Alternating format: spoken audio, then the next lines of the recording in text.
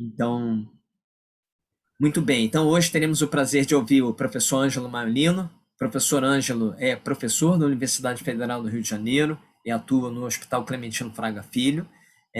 O professor Ângelo coordena um dos grupos de pesquisa do programa de Oncologia e será um prazer ouvi-lo hoje no nosso OncoWebinar, relembrando que na semana que vem, no próximo seminário, daqui a 2 semanas, teremos um evento presencial. Professor, a casa é sua, eu vou fechar aqui meu áudio, meu vídeo e vamos lá, vamos adiante. Muito Vamos lá. obrigado.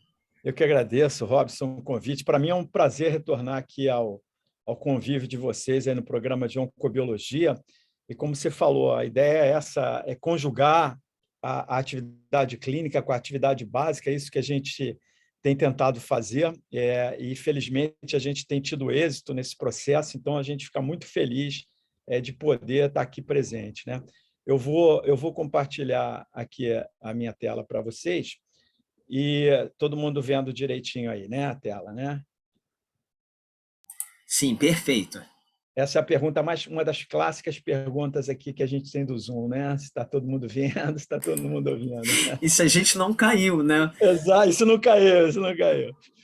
Muito bem, então eu vou falar sobre o mieloma múltiplo, que é a minha linha aí de atuação, tanto na atividade clínica quanto na atividade de pesquisa. Isso já há pelo menos mais de 30 anos que eu atuo na área de mieloma múltiplo, né? E vamos falar um pouquinho sobre o papel aí do microambiente, né, que a gente está estudando, e sua implicação na patogênese da doença. Bom, eu trouxe para ilustrar aqui para vocês, esse é o primeiro caso descrito de mieloma múltiplo na literatura, foi descrito em 1844, no St. Thomas Hospital, em Londres, né? A Miss Sarah Neula, foi esse quadro trágico, né? Ela entrou no hospital com essa fratura bilateral de membro inferior e membro superior, e, claro, infelizmente, veio a falecer poucos dias depois desse desenho, né? E na necrópsia, o que se encontrou aí foi uma total substituição, né, do tecido ósseo pelo que se chamou de mólitos infragilitas óssea, um osso amolecido e fragilizado. Muitos anos depois, se viu que essa era uma entidade distinta, né, e que se denominou o mieloma múltiplo. O que é o mieloma, então? O mieloma não é uma neoplasia frequente, mas também ela corresponde aí a 1% das neoplasias em geral. Então, isso que eu falo com os colegas, né, principalmente da área clínica, ortopedistas, neurologistas, nefrologistas, olha, vocês vão ter casos de mieloma e a gente precisa diagnosticar o mais rápido possível. Está aí entre 10% a 15% das neoplasias hematológicas, sendo que a maioria dos pacientes vai ser diagnosticado com mais de 60 anos. A mediana de idade de diagnóstico no Brasil é os 65. No Reino Unido, por exemplo, é 72. Isso se dá um pouco pela questão da expectativa de vida em cada um dos países, mas a maioria vai ser com mais de 60 anos. Menos de 3% dos pacientes têm idade inferior a 40, no entanto, assim, só como uma curiosidade, né? O paciente mais jovem já descrito na literatura foi um paciente descrito aqui no Brasil, em Salvador, pelo meu colega Edvan Cruzoé, um paciente com 8 anos de idade, fez o diagnóstico de mieloma múltiplo, foi confirmado ali pelo grupo do Dana-Farber em Boston, o diagnóstico. Infelizmente, esse menininho ele veio a falecer após um segundo transplante de medula óssea. Ele sobreviveu aí, infelizmente, apenas 4, 5 anos após o diagnóstico. São 35 mil novos casos por ano nos Estados Unidos e 12 mil óbitos por ano. E no Brasil a estatística é um pouco falha, mas a gente tem aí em torno de 12 a 15 mil novos casos por ano, sendo que a incidência do mieloma está aumentando, claro, pelo envelhecimento da população. Cada vez o diagnóstico é mais feito, né? Por ser uma condição que afeta mais os pacientes mais idosos.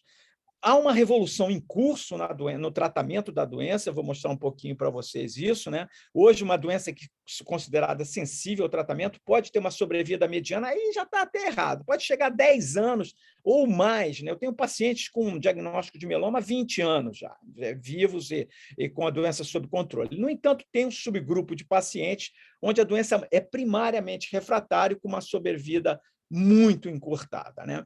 Bom, o mieloma é uma doença do plasmócito, o linfócito B na sua fase final de maturação, que, como vocês bem sabem, é aí a célula que produz os anticorpos normais, né? Então, ao se tornar uma doença clonal, ele começa a produzir uma proteína monoclonal, um anticorpo monoclonal, que a gente chama de proteína M, ou componente monoclonal, que pode ser identificado no sangue ou na urina, né? Na urina é o clássico proteinúria de Benson Jones, né? Mas hoje a gente, na realidade, os exames para determinar a presença da proteína monoclonal são a eletroforese de proteína sérica e urinária e a imunofixação de proteína sérica e urinária. A gente vai pegar exatamente que tipo de proteína monoclonal. A mais frequente é IgG, seguida pelo IgA e seguido pelo mieloma, que secreta apenas cadeia leve, onde a gente vai identificar o componente monoclonal apenas na urina, né? É importante ressaltar que o mieloma ele é uma doença que é uma neoplasia hematológica que dá muita manifestação clínica, né? E a gente chama isso dos sinais Krebs, né? Que são sinais de manifestação clínica no mieloma. O que são isso, né?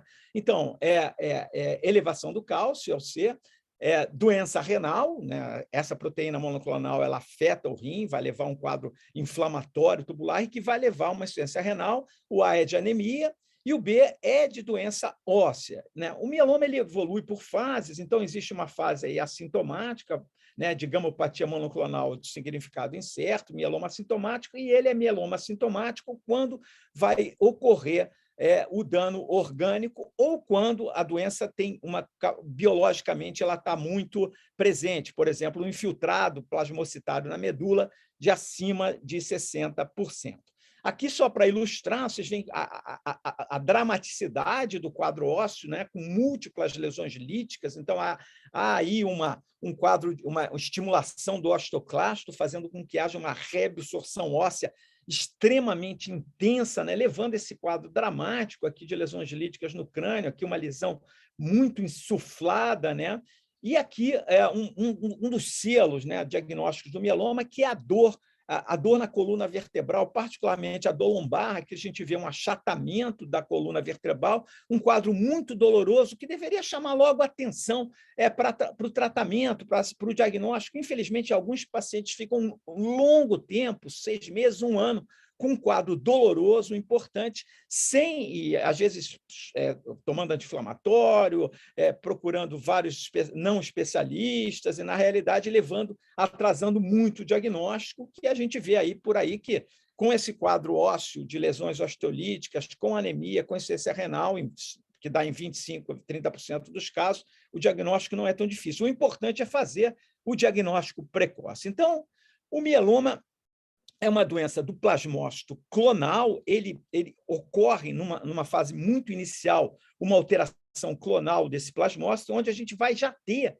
nessa fase pré-maligna, que é chamada assim, já translocações e hiperdiploidia do DNA, particularmente afetando aí o cromossoma 14. Então, você tem a 11, 14, a 4, 14, a 14, 16, e à medida que a doença vai progredindo nas fases assintomática até chegar ao mieloma múltiplo, e às vezes até chegar a uma leucemia de células plasmáticas, onde esse plasmócito vai circular, vai ocorrer outras alterações secundárias, principalmente as alterações da deleção do cromossoma 13 e da deleção do 17, e também alterações no cromossoma 1, que vão levar aí à proliferação maligna, né? Algumas dessas alterações têm relação com o prognóstico. Então, tem relação com o prognóstico a presença ao diagnóstico da deleção do cromossoma 17, a presença da translocação 4,14 e a presença da translocação 14,16 e a amplificação do cromossoma 1. Então, é importante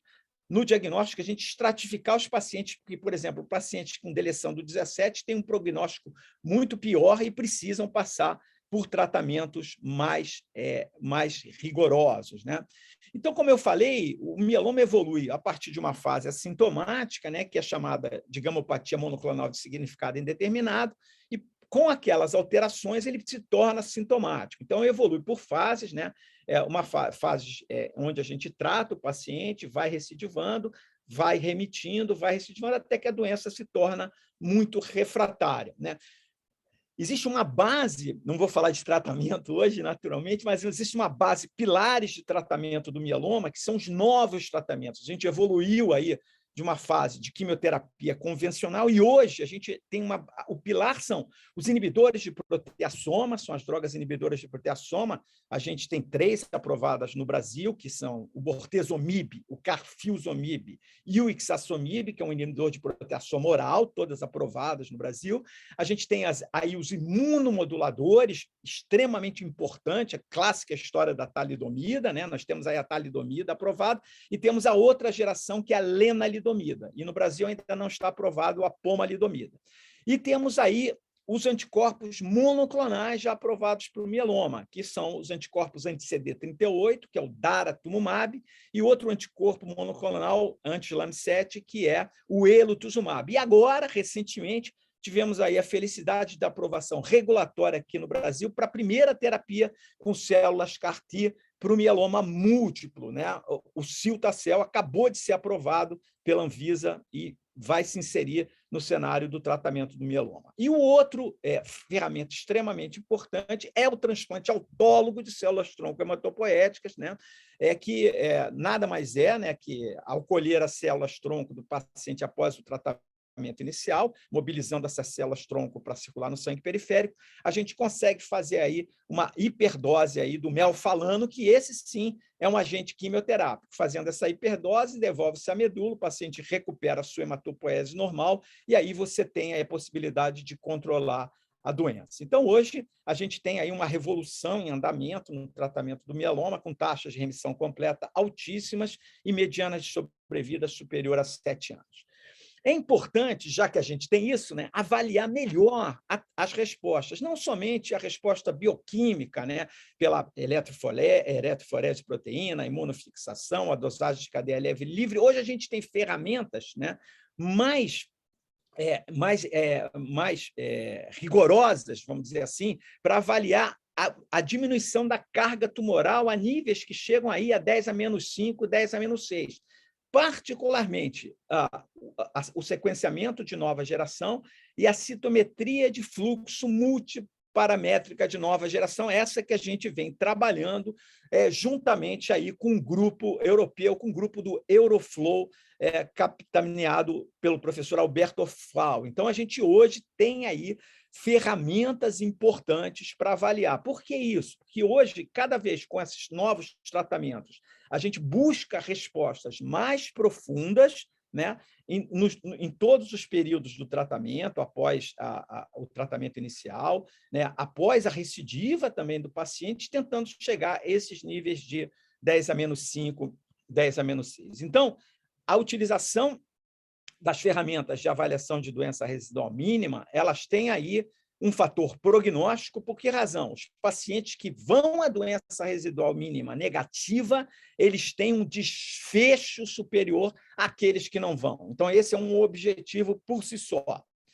Ele é tão importante, a avaliação de DRM, que ele passou a ser endpoint em estudos clínicos. Então, até mesmo desfechos primários. Então, para a aprovação das novas drogas, né, de novos tratamentos, de novas combinações, é importante aí avaliar a doença residual mínima no nível estándar de 10⁻⁵, né? E ele também é um biomarcador importante de resposta. Hoje, para decisão clínica, a gente ainda não tem utilizado, né, porque carece um pouco de padronização, questões de custos, questões do que a gente vai fazer se o paciente está com DRM negativa ou positiva, mas eu acredito piamente que nos próximos 3, 4, 5 anos, isso vai estar totalmente incorporado à tomada de decisão clínica, né? Muito bem. Aqui a gente tem um importante quadro, né, que seria através da questão da interação entre o sistema imune, né, residual do paciente e a doença mieloma múltipla. Então, o primeiro ponto é que o mieloma ativo ele já está associado à imunodeficiência celular e humoral, tá certo? Claro, por exemplo, a imunodeficiência humoral é muito marcada. Ao fazer só proteína monoclonal doente, né, os anticorpos, por exemplo, o mieloma IgG, há uma clara deficiência da produção de IgM e de IgA, de IgD e de IgE. Então, esse paciente ele tem já aí uma capacidade, por exemplo, de opsonização muito prejudicada. Todo o mecanismo de resposta celular imune, ele também está inibido, né? Ele também está inibido. Então, há um efeito imunossupressor mediado por citocinas e mediado pela própria célula do mieloma, através desse mecanismo de interação com o microambiente medular, que inibe a atividade das células T. Então, isso já no diagnóstico, você tem essa propensão à infecção, que muitas vezes, com o tratamento, isso pode ser agravado, mas se o paciente entra em remissão completa, há sim um processo de reconstituição imune, tanto celular quanto tumoral, que é extremamente importante. Por exemplo, é um trabalho do Dr. Roberto Magalhães, que trabalha conosco no nosso grupo, que fez o seu doutorado sanduíche em Salamanca. Esse artigo foi publicado na Hematológica e mostra claramente, né, que a reconstituição imune é um importante mecanismo para o controle de longo prazo da doença. O outro ponto que a gente deve ressaltar é a questão do microambiente medular. O mieloma, na fase inicial dele, para proliferar, quer dizer, o plasmócito maligno, ele precisa do microambiente. Sem um microambiente sustentando, né, esse microambiente, que, como vocês bem sabem, é composto de células-tronco mesenquimais, estroma, osteoblastos, células endoteliais perivasculares, ele tem um papel muito claro, tanto de mantendo a proliferação do plasmócito maligno, como no processo da manutenção do osso e da regeneração. Então, tanto no processo da proliferação do plasmócito, quanto das lesões líticas, esse é um mecanismo de fundamental importância. Então, conhecer melhor o microambiente tumoral é crítico para a gente entender a partir dessa interação. E também esses novos medicamentos, como os imunomoduladores, como os inibidores de proteasoma, como os anticorpos monoclonais, particularmente o daratumumab, o anti-CD38, ele atua tentando bloquear essa interação prejudicial, quer dizer, bloquear a interação entre o plasmócito maligno e o microambiente tumoral e controlando a doença. Então, aqui estão as interações, né? Então, você tem aqui o plasmócito maligno, né? A célula do mieloma, ele interage, por exemplo, com o osteoclasto, através desse mecanismo do rank, né? Fazendo com que o osteoclasto prolifere extremamente, levando aquele quadro radiológico que eu mostrei para vocês, dramático, de lesões líticas, de reabsorção óssea. Ele interage com a célula T, inibindo pelo mecanismo do PD1, PDL1, PD1, esse mecanismo de atuação da célula T, há uma inibição das células dendríticas também. Então, com essa interação com o nicho de suporte, tão somente favorece o crescimento, a proliferação do plasmócito e mais a resistência à apoptose e a resistência à atuação das novas drogas. Então, como eu falei anteriormente, todo o desenvolvimento dessas drogas-alvas está na tentativa de romper esse processo de interação extremamente negativo que ocorre entre a célula do mieloma e o microambiente tumoral. Então, a gente tem aí, né, a questão do microambiente, das células mesenquimais, aumenta a proliferação, a atividade supressora, inibe a apoptose, né, promove a proliferação e invasão das células clonais do mieloma no microambiente tumoral e aumenta a expressão das moléculas antiapoptóticas, particularmente o BCL2 e a NF-κ-beta, promovendo a resistência à quimioterapia e promovendo a progressão tumoral. Outro ponto importantíssimo dessa interação no mieloma está claramente documentado que há um processo de neovascularização, então há uma proliferação, uma angiogênese, né, que é constante no mieloma, através da superexpressão, os plasmócitos clonais secretam esse fator de crescimento vascular endotelial, então há um estímulo à proliferação das células endoteliais, e a gente tem aí, e a densidade microvascular está muito aumentada. Então, é exatamente nesse ponto uma das principais áreas de atuação das drogas imunomoduladoras. A talidomida é bem sabido, né, que é um inibidor da angiogênese, para o lado ruim, né, como acredito que vocês conheçam e lembrem bem da tragédia que foi a utilização no final da década de 50 e no início da década de 60 da talidomida, que foi utilizada por mulheres grávidas e tiveram aí a questão da focomelia, né? Exatamente com os recém-natos, com essa a genesia, principalmente de extremidades, né? E alguns casos mais graves, né? Exatamente por esse processo aí de estimulação, de inibição do processo de vascularização, da angiogênese. Então, a talidomida foi ressuscitada, vamos dizer assim, no final da década de 90, pelo grupo do professor Barlog, na Universidade de Arkansas. Por acaso, eu estava lá em 2000, a publicação do artigo com a talidomida foi no New England em 99, aí houve todo um renascimento aí da utilização da talidomida e aí do seu sucedâneo, que é a lenalidomida, para o tratamento, e hoje é, sim, um dos pilares do tratamento do mieloma múltiplo, né?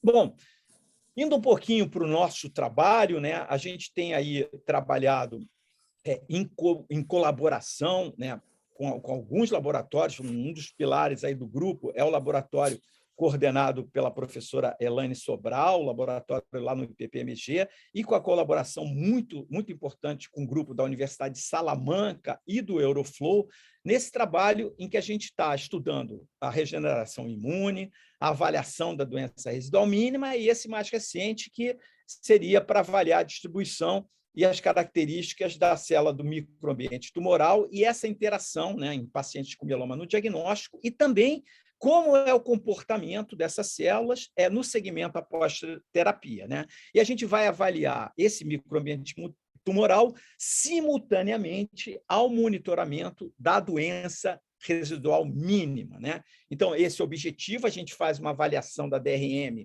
utilizando a citometria de fluxo multiparamétrica. A gente faz a gente pareia, a gente tem esse trabalho também em colaboração com o Euroflow, que tenta comparar a avaliação da DRM na medula óssea com o sangue periférico. O outro objetivo seria avaliar, então, a composição e a distribuição dessas células do microambiente tumoral, também aí utilizando a citometria de fluxo multiparamétrica, também em amostras pareadas, e tentar verificar se existe aí uma associação da distribuição dessas células, né, com a doença residual mínima, com a reconstituição imune. Então, a gente vai tentar compor, né, essa observação da distribuição das células do microambiente, a profundidade de obtenção de doença residual mínima negativa e com a presença aí de células tumorais circulantes ou não, e um objetivo final de observar se essas alterações têm ou não aí relação com o desfecho clínico dos pacientes, né? Então, a gente vai ter uma coorte de pacientes, talvez a gente pretende incluir pelo menos 50 pacientes nesse protocolo inicial, pacientes que vão ser transplantados ou não, né? Então, aqui está a técnica, não vou me detalhar tanto assim, né? O aspirado de medula precisa ter aí um volume máximo de aspirado de 5 ml para evitar aí a hemodiluição. É feita toda a técnica de marcação, de lise, depois de marcação, e a citometria de fluxo, tentando fazer uma avaliação para esse nível de 10-5, 10-6 de DRM. Aqui está o painel, né, para caracterização, primeiramente, aí, das células estromais. Esse é o painel definido aí em colaboração com o Euroflow, e a gente usa uma nova estratégia, também preconizada pelo Euroflow, utilizando o Infinicity, o software nessa versão 2.0, que faz aí uma análise automatizada desses dados, né? Aqui está, então, o painel 1, que é o painel para avaliação das células mesenquimais e endoteliais, né? E possivelmente a gente pode até avaliar outros marcadores. Aqui a gente tem o painel que a gente já vem utilizando há muito tempo, esse é o painel já estabelecido, né, com citometria de fluxo multiparamétrica de nova geração. Esse é o painel validado pelo Euroflow para avaliação de doença residual mínima, né, em que a gente consegue chegar aí a uma sensibilidade de 10-5 a 10-6, aí com uma aquisição de 10 vezes 10 a 6 de eventos totais no tubo 1 a 2, né? E aqui está, vocês veem como se consegue discriminar a população de eritroblasto, mastócito. Também a gente consegue avaliar os precursores de célula B, então esse é outro ponto que a gente tem trabalhado, que é na reconstituição imune das células B, né? Não somente do T, né? Mas também das células B, e a gente consegue aí um limite de detecção de 2 vezes a 10-6, e temos aí também um trabalho, né, da marcação direta da hemodiluição, que é através do percentual de mastócito. Então, precisa ter um percentual de mastócito inferior aí a 0,002% para ser considerado uma amostra não hemodiluída. Então, a validação também da amostra que a gente está fazendo é importante para o painel.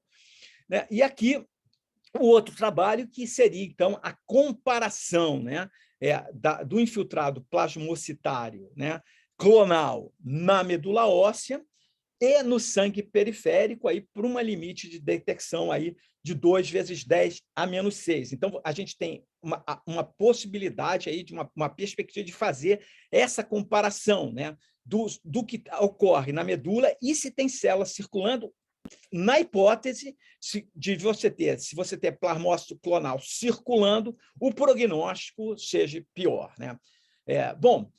A gente já tem resultados preliminares, isso aí foi objeto de uma dissertação de mestrado. A gente já tem 2 dissertações de mestrado e uma tese de doutorado defendida, 2 teses de doutorado, na verdade, considerando a do Roberto também, defendidas com esse projeto, né? E a gente tem 2 alunos de doutorado entrando para trabalhar nesse projeto. Então, a gente tem aí os dados preliminares, em que a gente fez, né, de 76 pacientes com mieloma múltiplo, recém-diagnosticados, e conseguimos parear 152 amostras da medula e do sangue periférico, sexo feminino 49%, masculino 51%, para uma mediana de idade aí de 59 anos. Então, vocês veem, a gente tem um certo viés, porque nesse estudo foram incluídos apenas pacientes que foram candidatos ao transplante autólogo, então são pacientes mais jovens, né? Então, o limite para fazer transplante autólogo no Brasil é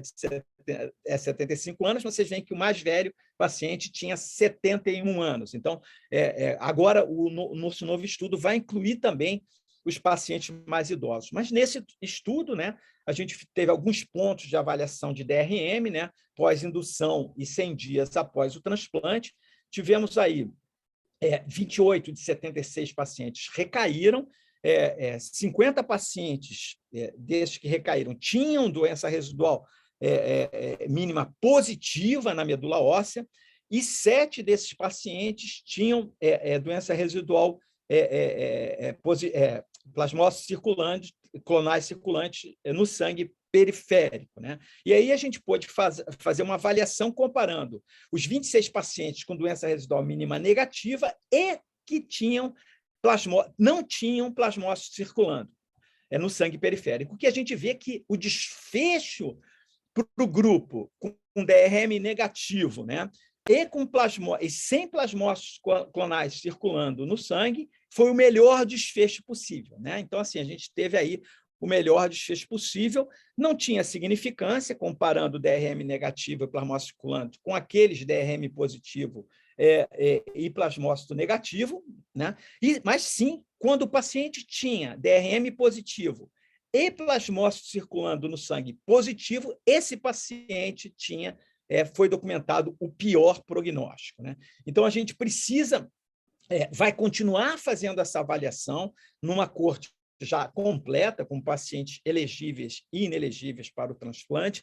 A gente vai continuar fazendo, então, a avaliação da reconstituição imune para saber se o valor da reconstituição imune se interfere, se é um fator independente ou não da avaliação da doença residual mínima negativa para o desfecho, e a gente vai fazer esse trabalho, que é um trabalho, vamos dizer, com citometria meio que pioneiro, né, que é avaliar se as células mesenquimais endoteliais, como está a distribuição, se elas estão, como está a presença delas, e no momento das avaliações posteriores, quer dizer, após a remissão, após a recidiva, como é que está o comportamento. Então, vai ser uma avaliação completa e complexa desses 3 fatores que podem ser determinantes do prognóstico e da resposta dos nossos pacientes. Então, aqui é parte do nosso grupo, né? Aqui é o professor Alberto Orfal, que é o grande líder aí do grupo Euroflow, né? E da Universidade de Salamanca, e que determinou, a partir toda a estratégia de histometria de fluxo multiparamétrica, da evolução da doença residual mínima, os padrões que são utilizados hoje pelo International Myeloma Working Group, que são os parâmetros utilizados dentro dos ensaios clínicos e, no futuro breve, dentro do acompanhamento clínico do paciente, né?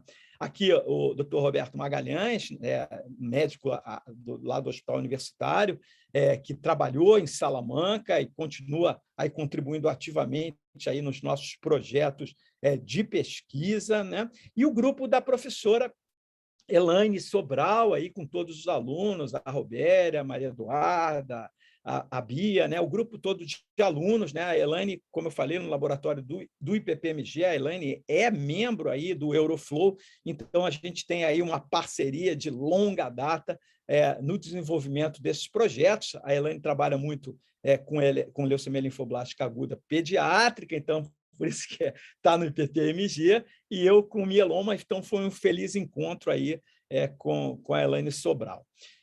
Na verdade, a gente tem como objetivos, como eu falei no início da minha apresentação, ao participar aí do grupo da oncobiologia, né, de contribuir, a gente entende, né, eu também tenho hoje uma nova contribuição lá no HU, que é com a professora Daniele Bonfim, que é uma especialista na questão da doença óssea. A Daniele é do ICB, estamos com um aluno de mestrado com a Daniele, então a gente está estabelecendo aí no nosso laboratório o biobanco lá no HU, e o nosso laboratório de transplante de medula. Então, essa contribuição com o grupo do CCS, com o grupo da oncobiologia, eu aqui já de antemão convido aí para a gente ter uma interação maior, e eu já ia me esquecendo da importante também, dentro dessa linha, a gente conseguiu aí ganhar aí esse edital recente da FAPERJ, que foi o edital de medicina de precisão, aí com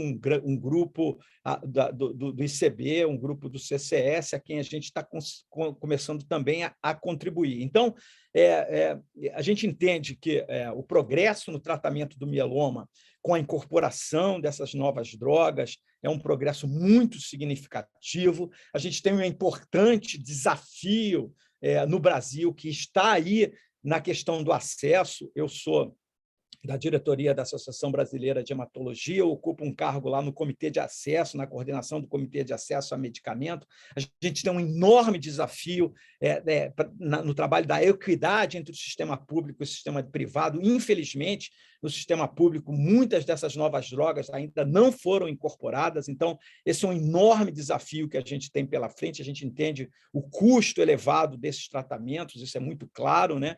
Agora, então, com os tratamentos com as células CAR-T, a gente entende o tamanho desse desafio, mas a equidade, o equilíbrio entre o sistema público e privado é uma bandeira que a nossa sociedade está conduzindo. E essa contribuição aí com a área básica, né? Com o grupo da Euroflow, Universidade de Navarra, enfim, com o grupo do CCS, e agradecendo também aí da oncobiologia, ao CNPq e à FAPERJ pelo fomento que a gente tem conseguido nos últimos tempos. E com isso eu concluo e estou aí à disposição de vocês para as perguntas. Muito obrigado. Muito bem, professor, super obrigado pela palestra. Eu, nesse momento, abro as perguntas, caso hajam, ou quem quiser digitar a pergunta aqui nos chats também pode ficar à vontade. Enquanto aguardamos alguém se manifestar, eu queria fazer uma pergunta. É impressionante, né, como aplicar realmente essa questão do conhecimento para a medicina de precisão. É impressionante como você consegue setorizar. Agora, a questão quando a gente fala em citometria de fluxo multiparamétrica, ela é extremamente específica, né? A gente tem um grupo super limitado de pessoas que sabem analisar, não só a questão do equipamento, que é muito caro, mas principalmente das pessoas que têm a capacidade de interpretar os resultados, que vão muito além de uma citometria de fluxo convencional que se faz em muitos laboratórios, mas essa ela conjuga a análise simultânea de muitos ligantes. Nesse ponto, eu queria perguntar, professor, como é que é hoje o status no Rio de Janeiro, não vou nem falar do Brasil, no Rio de Janeiro, para acesso a esse tipo de exame, nem digo comparando a rede pública e privada, mas assim, qual é hoje o status na rede, vamos dizer, privada, e obviamente eu não incluo aqui, quando eu falo de público, o grupo da doutora Elaine e do IPPMG, que obviamente são líderes nisso no Rio de Janeiro. Mas como que é o status? Robson, obrigado pela pergunta, excelente. A gente está, hoje, a gente sabe, a gente está até trabalhando nessa questão.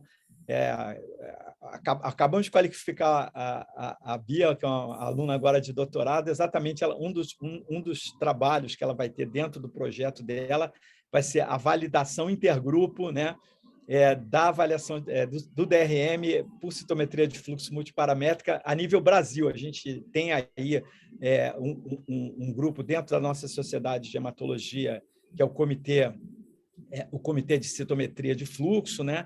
E a gente vai tentar fazer esse processo de validação. Mas, como você falou, citômetro de 8 cores, técnicas padronizadas, são poucos centros públicos, né? Conta nos dedos da mão, né? Na verdade, esses centros públicos que estão que têm disponibilidade de equipamento, que podem adquirir aí o painel do Aeroflow, que é o painel padronizado que a gente tem, né? E que podem ter pessoal capacitado. Então, esse é um dos trabalhos que é importante para a gente conseguir difundir. E mesmo centros privados, são poucos laboratórios privados que você tem também essa possibilidade. E isso é um problema aqui, um problema também fora do Brasil, por isso que até hoje você tem aí uma não utilização no mundo todo da citometria de fluxo multiparamétrica dentro da prática clínica. Ela é desfecho para estudo clínico, ela é muito importante, está numa menor discussão, né, que o paciente que vai a 10-5, 10-6, ele tem um desfecho superior, mas existe hoje um trabalho, né?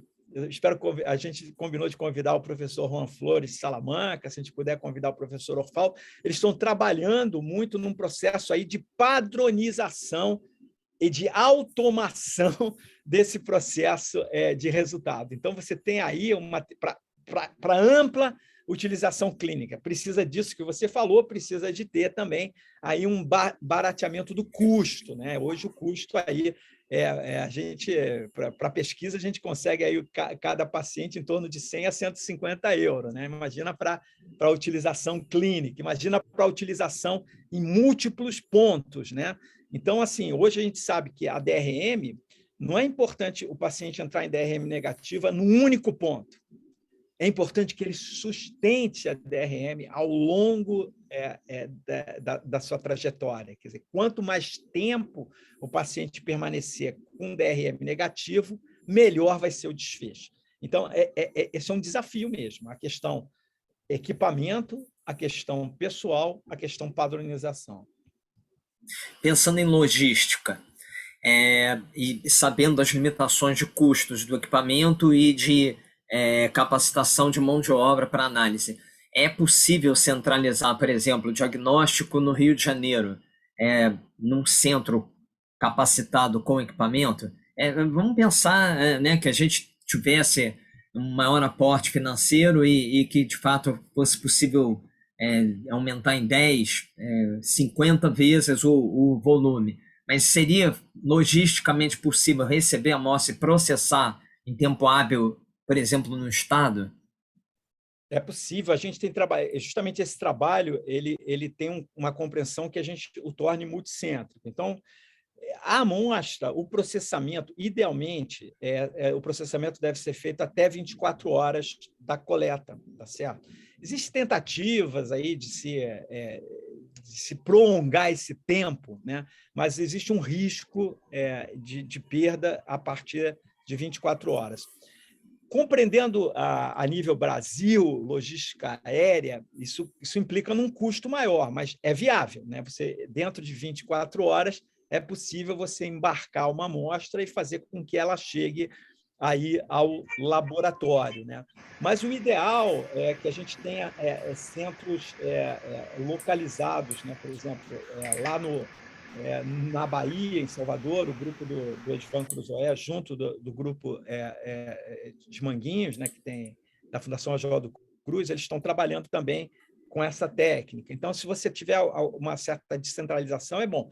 Mas dentro de um ensaio clínico, dentro do protocolo de pesquisa, é importante a gente ter aí um processo de centralização. Robson, a Elaine está pedindo a palavra, a Elaine Sobral. Ela... Claro. Não, eu gostaria só de complementar aí. Então, no protocolo, no consórcio europeu, na Euroflow, que a gente faz parte, a gente tem desenvolvido um método de análise automática para essas amostras. Então, eu acredito que isso facilite do ponto de vista da expertise do usuário. Quer dizer, um método de agrupamento por vizinhos mais próximos, que ele agrupa os pontos por semelhanças entre eles, né? Então, faz pequenos clusters, e aí depois a gente tem como se fosse um atlas das populações, né? Então, o que é um neutrófilo, o que é um eosinófilo, o que é um plasmócito, o que é um não sei o quê, né? Uma base de dados com casos normais e com casos patológicos também. E aí o programa vai e compara automaticamente esses clusters com a base e classifica esses pontos. E o que ele não consegue classificar bem, o que não cai exatamente igual, ele coloca como checks. E para mieloma isso está funcionando muito bem. Quer dizer, uma amostra que seja bem feita do ponto de vista técnico, que os parâmetros estejam todos bem calibrados, a compensação bem feita, tudo perfeito, você compara, você passa a sua amostra, né, nessa análise automática e vem menos de 1% de checks. Então, você tem duas coisas. Você tem um controle de qualidade, meio que um efeito colateral disso, né? Um controle de qualidade da bancada, né, do processamento, porque se você esqueceu um monte de cor, se aconteceu qualquer coisa, aí a base vai te dar um monte de checks, né, porque não vai reconhecer as populações. E, por outro lado, você tem uma coisa que agiliza a análise e até forma conhecimento, porque ele te diz, tal população é de plasmócitos patológicos. Você pode clicar lá e ver o fenótipo, pode clicar no que ele diz que é o plasmócito normal, as outras populações. Então, eu acredito que isso, ao longo do tempo, né, vai facilitar a disseminação do uso, né, porque a ideia é que a interpretação disso fique muito mais simples. A gente já vem usando isso para leucemia linfoblástica aguda, não esse painel, outro, né? E a gente está com 12 laboratórios no país já com calibração, compensação, os citômetros todos interfaceados. Assim. Então, por exemplo, hoje eu não tenho transplante aqui no IPPMG, né? Então, a criança daqui do IPP vai transplantar em Jaú, em São Paulo. Ela está com a mesma calibração, a mesma compensação. Eu mando os exames que eu fiz aqui da criança, mando os files, né, de citometria, e ela compara lá com o exame que ela faz lá e o plástico é exatamente no mesmo lugar. Então, é uma coisa que você, independente do centro, né, ainda não é assim para o país todo, né, mas para já 12 centros, se não me engano, você tem essa padronização intercentro funcionando bem para LLA. E a ideia é a gente fazer a mesma coisa para mieloma. Legal, fundamental, né? Eu vou ler, a Paula Fusaro, ela colocou aqui um comentário no chat, dizendo que, mandando aqui o link para a petição online para a incorporação de novos tratamentos no SUS. Então, para quem não viu o chat, eu recomendo olhar ali. E a Eliane Filhalho, ela perguntou aqui se esse novo ensaio clínico, no qual incluirá pacientes com cuidados mais avançados, já está em fase de captação dos pacientes. É uma pergunta, na verdade, que ela faz em relação ao ensaio Sim, Robson. Na verdade, a gente está... Esse é um estudo de coorte, né, que a gente está passando pelo CEP agora, né? Na verdade, é um estudo de não intervenção, quer dizer, na realidade, o paciente vai fazer o tratamento estándar, tanto dentro do sistema público quanto do sistema privado, então a gente não vai ver... Na verdade, há uma certa homogeneização do tratamento inicial, que inclui transplante sim ou não, que inclui a estratégia de tratamento disponível no local sim ou não, mas a gente não há uma recomendação de tratamento. A nossa ideia é exatamente nessa coorte fazer as avaliações sequenciais de DRM, reconstituição imune e de avaliação do microambiente para avaliar desfecho, mas não é uma estratégia de intervenção. Muito bem. Agora mudando um pouco para o foco do microambiente em si, né? Que é curioso, né, que as células endoteliais façam essa, vamos dizer, essa contribuição, embora ainda não muito clara, mas já tinha lido, e a gente até trabalhou um pouco no laboratório mais com a parte do VEGF, leucemismas. O que vocês acreditam que seja importante nessa questão da maior angiogênese e contribuição para o desfecho? Pois é, Robson. O processo de neovascularização é extremamente bem conhecido e documentado dentro do mieloma. Mas os mecanismos que desencadeiam esse processo, e ele é fundamental para a proliferação plasmocitária, né? Isso é documentado tanto do ponto de vista de avaliação laboratorial, de técnicas até de patologia, de microdensidade vascular, quanto também, de uma forma indireta, pela avaliação de resposta ao tratamento com os inibidores de angiogênese, destacando aí a talidomida, a lenalidomida, enfim. Então, isso é bem conhecido. Agora, que células desencadeiam isso? Que citocinas modulam esse processo, né? E como funciona de verdade o microambiente e as células endoteliais dentro desse contexto do microambiente? Isso é pouco estudado. O curioso é que sempre que a gente começa a tentar fazer alguma coisa por aqui, começa a aparecer uma miríade de trabalhos começando a ser publicados, né? Então, assim, a gente começa sempre assim, né? A gente vê alguma apresentação, começa a bolar algum estudo, por exemplo, o grupo da Irene Gobrial, lá, uma médica cientista brilhante lá do Dana-Farber, ela está debruçada exatamente nesse processo. Ela fez uma apresentação no último congresso do ASH, né, o Congresso Americano de Hematologia, exatamente focando essa área, né? Então, assim, você tem uma perspectiva, porque, como a gente falou, dentro do processo de medicina de precisão, desenvolvimento de novas drogas, o que a gente quer é bloquear essas interações, né? Então, você tem toda aí uma aspiração de, ao bloquear essas interações, né? O processo de reabsorção óssea, por exemplo, né? É dramático, né? Então, você tem aí essa interação da reabsorção óssea. Hoje você tem os inibidores de osteólise, anticorpos monoclonais para inibir o processo de osteólise, né? E todos atuam de forma indireta também no processo de angiogênese. Mas o que a gente entende, onde está a originalidade nesse trabalho, é tentar entender, né? Como é que está o microambiente no diagnóstico. Ele está extremamente alterado e é aquilo que a gente pode fazer. E avaliar se, talvez não, né?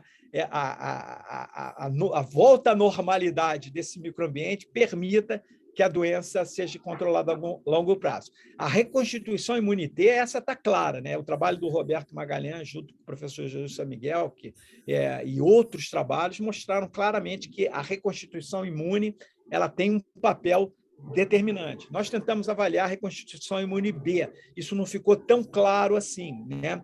Mas a gente entende, por exemplo, que a recuperação da imunoparesia, então, os anticorpos normais estão totalmente paralisados no diagnóstico durante o tratamento.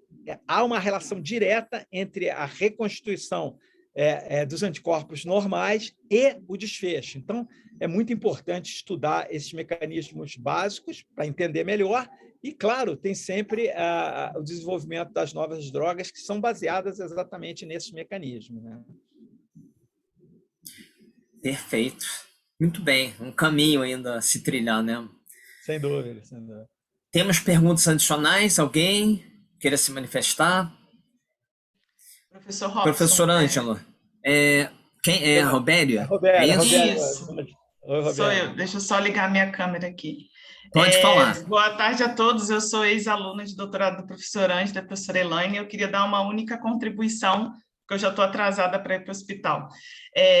Uma das grandes originalidades do trabalho também, que assim, como o grupo da professora Elaine já vem trabalhando com essas células ex vivo, ou seja, o médico funciona e já leva para o laboratório, a gente está tentando transportar isso de forma translacional para o mieloma também. Ou seja, muitos estudos que tem de microambiente tumoral, olhando célula mesenquimal e célula endotelial, trabalham com isso em expansão in vitro, o que pode modificar não só a parte genética, mas o imunofenótipo. A gente captando isso ex vivo, ou seja, do próprio paciente, a gente tira esse viés.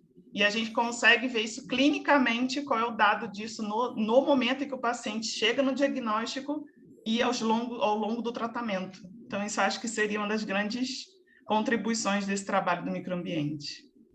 A gente tem visto, né, em leucemia linfoblástica aguda de criança, que quando a gente tem uma proporção de células endoteliais em mieloma ou angiogênese, está bem mais estudada que em LLA, né? Na verdade, na LLA, a gente foi estudar as células mesenquimais e se deparou com uma coisa que a gente nem estava pensando, né? Era a nossa hipótese, né?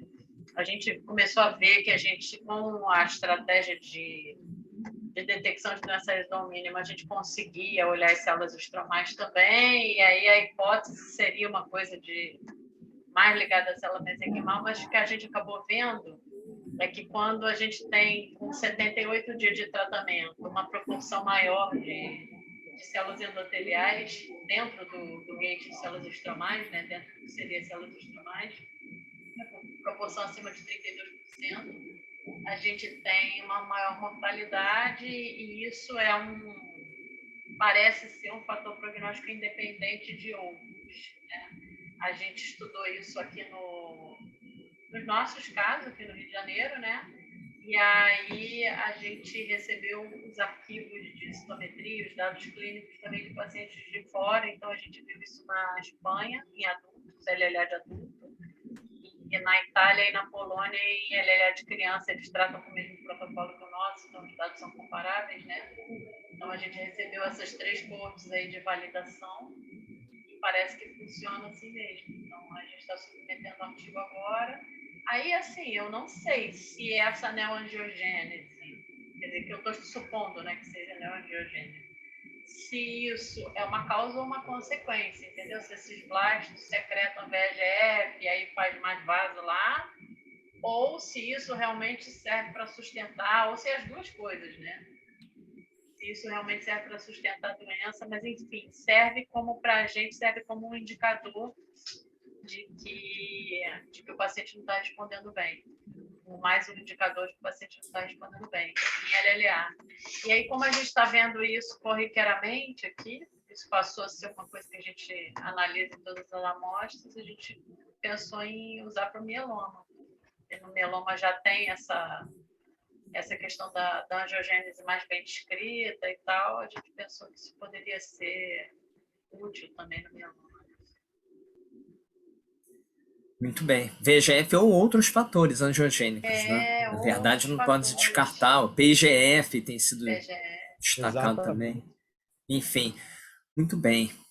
Bom, eu queria agradecer muito ao professor Ângelo, Robério e Elaine pelos comentários adicionais. Eu volto a dizer, é sensacional a gente poder ver um trabalho com viés mais clínico, ao invés de ficar só na cultura de células, e mesmo que enxertado em vivo, mas é como a Elaine colocou, isso Robério é paciente, e acompanhar prognóstico, desfecho é extremamente importante. Então, professor Ângelo, muito obrigado. Voltamos a conversar aí sobre o simpósio de onco, como é que fazemos aí para o convite. E, bom, gente, eu vou interromper a gravação nesse momento.